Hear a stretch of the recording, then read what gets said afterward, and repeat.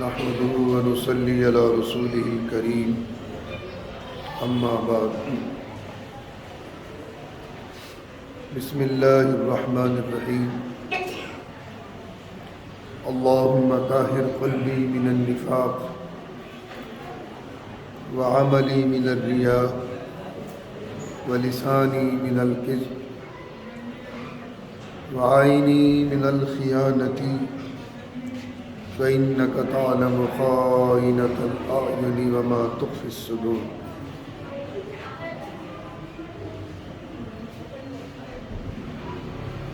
عزیزان گرامی،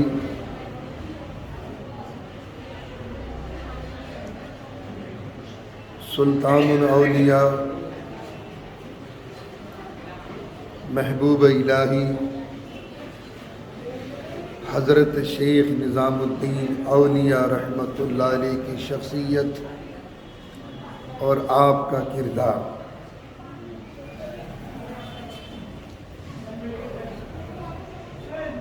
جمعے کے دروس مختلف عنوانات کے ساتھ آپ کی ذہین سماعتوں تک پہنچاتا رہتا ہوں۔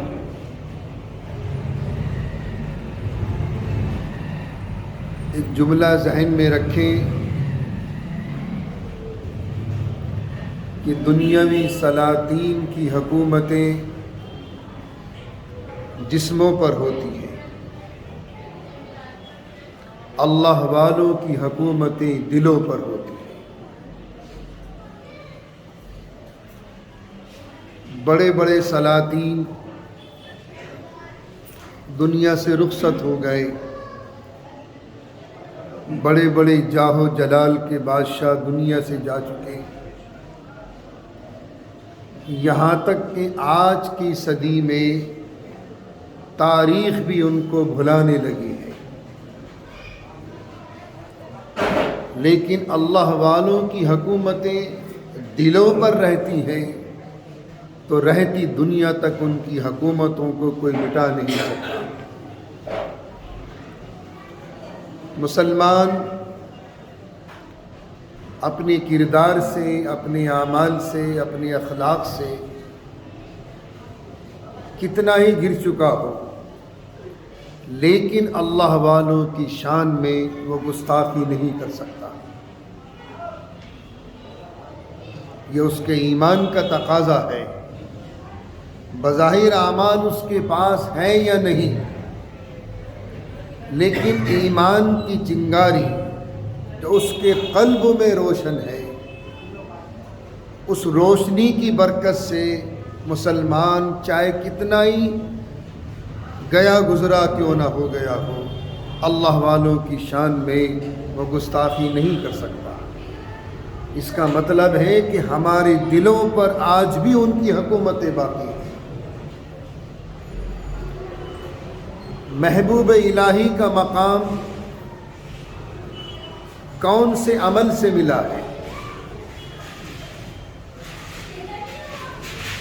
ہماری دل و دماغ میں تو ایسے اعمال چھا جاتے ہیں، لمبی لمبی نمازیں پڑھنا، لمبے لمبے ذکر کرنا، ساری ساری رات تہجد میں کھڑے رہنا، بے شک یہ اعمال اچھے ہیں، لیکن محبوب الہی کا تاج جو اللہ نے سلطان الاولیاء کو پہنایا، وہ کون سے عمل سے؟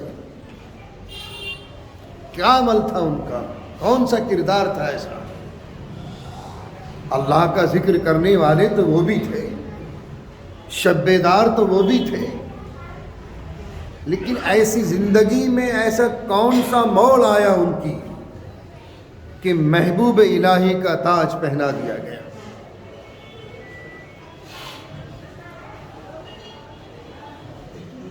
حق والے کا حق دے دو، دنیا کے بادشاہوں کی تاج تمہارے قدموں میں ہوگی، دنیا کی دولت تمہارے قدموں میں آئے گی۔ حق والے کا حق دے دو۔ اور ایک حدیث میں آپ کو سناتا چلوں، کتاب الفتن میں پڑھی تھی، سیدنا حضرت عبداللہ بن مسعود رضی اللہ تعالیٰ عنہ صحابہ کی جماعت میں محدثین اول میں ان کا شمار ہوتا ہے۔ ارشاد فرماتے ہیں جتنا دنیا میں جھوٹ پھیلے گا اتنا ہی قتل و غارت گری عام ہوگی۔ جھوٹ یہ اتنا بدترین گناہ ہے جھوٹ، اور آج جھوٹ کو ہم نے اپنا فن سمجھ لیا۔ سامنے والے کو جھوٹ بول کر بیوقوف بنانا یہ ہماری نیتی ہے، جبکہ حضرت عبداللہ بن مسعود رضی اللہ تعالیٰ فرما رہے ہیں کہ جھوٹ جب دنیا میں عام ہو جائے گا تو قتل و غارت گری بھی عام ہوگی۔ اب رزلٹ آپ کے سامنے موجود ہے، انٹرنیشنل لیول پر رزلٹ آپ کے سامنے موجود ہے۔ آج تو ہم مذاق میں بھی جھوٹ بول رہے ہیں، سامنے والے کو پریشر میں لانے کے لیے بھی جھوٹ بول رہے ہیں۔ کیا ثابت کرنا چاہتے ہیں جھوٹ بول سے؟ اور ایک اور تاریخ بتا دوں، سیدنا حضرت کعب احبار رضی اللہ تعالیٰ عنہ دور فاروقی میں ایمان لائے۔ علماء یہود میں ان کا ٹاپ لوگوں میں شمار ہوتا تھا۔ علماء یہود میں توریت کے جید عالم حضرت کعب احبار۔ تو کسی صحابی نے پوچھا حضرت آپ کی توریت میں جو موسیٰ علیہ السلام پر نازل ہوئی، آپ اس کے عالم ہیں، اس میں سب سے بڑا گناہ کون سا ہے توریت شریف میں؟ تو سیدنا حضرت کعب احبار نے فرمایا تھا سب سے بڑا گناہ جھوٹ بولنا۔ آج جھوٹ ہماری گھٹی میں پڑ چکا ہے۔ حضرت عبداللہ بن مسعود فرما رہے ہیں کہ جب دنیا میں جھوٹ عام ہو جائے گا قتل و غارت گری بھی عام ہوگی۔ وہ سامنے موجود ہے۔ اس لیے مسلمانوں، اگر عزت کی زندگی گزارنا چاہتے ہو تو منہج رسالت پر عمل کرنا شروع کرو۔ حق والے کا حق دے دو، دنیا کے سلاطین کے تاج تمہارے قدموں میں ہوں گے۔ حق والے کا حق دے دو، دنیا بھی کامیاب آخرت بھی کامیاب۔ آج بھائی نے بھائی کا حق دبا رکھا، باپ نے بیٹے کا حق دبا رکھا، بیٹے نے باپ بہنوں کا حق دبا رکھا۔ حق والے کو حق دے دو۔ محبوب الہی کا مقام کون سے عمل سے ملا تھا؟ سلطان الاولیاء رحمۃ اللہ علیہ کو تعلیم حاصل کی، 24 سال تک کسی مرشد اور پیر کی تلاش میں سرگردہ رہے۔ علم حاصل کرنے کے بعد، عالم فاضل کی ڈگریز حاصل کرنے کے بعد 24 سال تک اپنے پیر کی تلاش میں رہے، کوئی مرشد مل جائے، کوئی پیر مل جائے، تاکہ تزکیہ نفس ہو، باطن کی صفائی ہو، قلب کی صفائی ہو۔ 24 سال ہندوستان کی خاک چھانتے چھانتے پتہ چلا کہ اجودھن میں، جس کو آج پاک پٹن شریف کہا جاتا ہے، وہاں کوئی بزرگ ہیں۔ کون تھے؟ بابا فرید گنج شکر رحمۃ اللہ علیہ۔ یہ بزرگ ہیں۔ کوئی ٹرین نہیں تھی اس زمانے میں، کوئی جہاز نہیں تھا، کوئی بس نہیں تھی۔ باپ پیادہ سفر کیا، پاک پٹن پہنچے۔ حضرت نے پوچھا کہاں سے آیا ہے؟ فرمایا دلی سے۔ کسی کا کوئی حق تو نہیں؟ کوئی حق تو آپ کے اوپر کسی کا نہیں ہے؟ میری خانقاہ میں قدم جب رکھے گا جب حق والے کا حق واپس کر کے آئے گا۔ کوئی حق تو نہیں؟ اب ماضی کے اوراق پلٹے، وہ اسٹوڈنٹس لائف تھی، اس کے اوراق پلٹے تو میاں 24 سال پہلے کسی لالا سے، کسی بنیے سے جو اس وقت میں بک بینڈر تھا، جلد ساز تھا، کتابوں کی جلدیں بنوائی تھی، فرمایا شیخ 2 پیسے فلاں لالا کے میرے سر ہیں، اور وہ بھی طالب علم کے زمانے سے، آج سے 24 سال پہلے۔ جاؤ واپس۔ کہاں؟ پاک پٹن لاہور میں، اور کہاں نظام الدین بستی۔ پیادہ آئے، اب اس لالا کو دیکھا، ڈھونڈا بھالا، وہ بھی بوڑھا ہو چکا تھا، پتہ چلا کہ میاں زندہ ہے لالا۔ گھر پہنچے، دستک دی، فرمایا کہے کو آیا ہے؟ کیوں آیا ہے؟ کہ لالا آج سے 24 سال پہلے میں نے اپنی طالب علم کے زمانے میں آپ سے کتابوں کی جلدیں بنوائی تھی، اس کے 2 پیسے میرے سر ہیں، وہ دینے آیا۔ 2 پیسے۔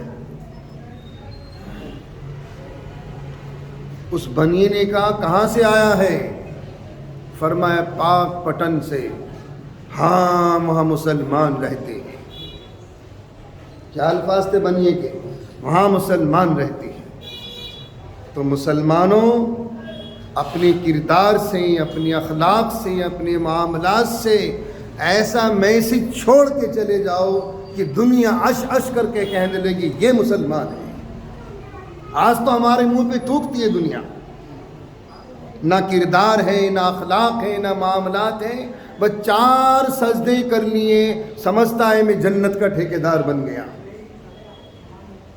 دین کو سمیٹ کر مسجد کی 4 دیواری میں مت رکھو، دین سماج میں پھیلاؤ۔ یہاں تو اللہ اللہ کرنی ہے، اصل دین کی ضرورت ہے سماج میں، معاشرے میں۔ ہر برائی موڈیفائی کر کے آپ کے سامنے پیش کر دی گئی، اس لیے دین کی وہ زمین پیاسی ہے، معاشرے کی زمین پیاسی ہے، سماج کی زمین پیاسی ہے۔ اس عمل سے اللہ نے آپ کو محبوب الہی بنایا، حق والے کا حق دے۔ علاء الدین خلجی جیسا جاہو جلال کا بادشاہ، 7 فرما رواں، 7 سلاطین آپ کی زندگی میں آئے، 90 سال کی عمر گزری ہے، لیکن علاء الدین مرتے مرتے مر گیا، لیکن آپ نے اپنی زیارت کی اجازت نہیں دی اس کو۔ سلاطین کے تاج تمہارے قدموں میں آ جائیں گے، دنیا کی دولتیں تمہارے قدموں میں آ جائیں گی، بشرط یہ کہ حق والے کا حق دے دو۔ کیا سمجھ رہے ہیں آپ؟ یہ حقوق العباد تو بڑے سے بڑے عمل سے بھی معاف نہیں ہو سکتے، قیامت کے دن بھی معاف نہیں ہوں گے۔ اس لیے حق والے کا حق دے دیا تو سلاطین کے تاج بھی تمہارے قدموں میں آ کے گر جائیں گے۔ اور یہی وہ عمل تھا سلطان الاولیاء رحمۃ اللہ علیہ کا کہ حق والے کو حق دے۔ 2 آنے 2 پیسے کی اوقات کیا ہے؟ پھر جو حضرت بابا فرید گنج شکر رحمۃ اللہ علیہ نے محنت کی تو سلطان الاولیاء بنا کر بھیجا، محبوب الہی بنا کر بھیجا۔ کس عمل سے؟ 2 پیسے واپس کر دیے بنیے کے۔ آج ہم نے کروڑوں کی زمینیں ہڑپ کر رکھی ہیں، کروڑوں کے فلیٹ ہم نے ہڑپ کر رکھے ہیں، لاکھوں روپیہ ہم نے ہڑپ کر رکھا ہے، اور سمجھ رہے ہیں 4 سجدے کر لیے سارا گناہ معاف۔ شیطان نے دھوکے میں ڈال رکھا ہے۔ یہ حقوق العباد ہیں، اللہ بھی اس کو معاف نہیں کرے گا قیامت کے دن۔ اللہ ہم سب کی حفاظت فرمائے، اعمال صالحہ کی توفیق عطا فرمائے، اور منہج رسالت پر پوری امت مسلمہ کو چلنے کی توفیق عطا فرمائے۔ باقی تفصیل انشاءاللہ آئندہ آئے۔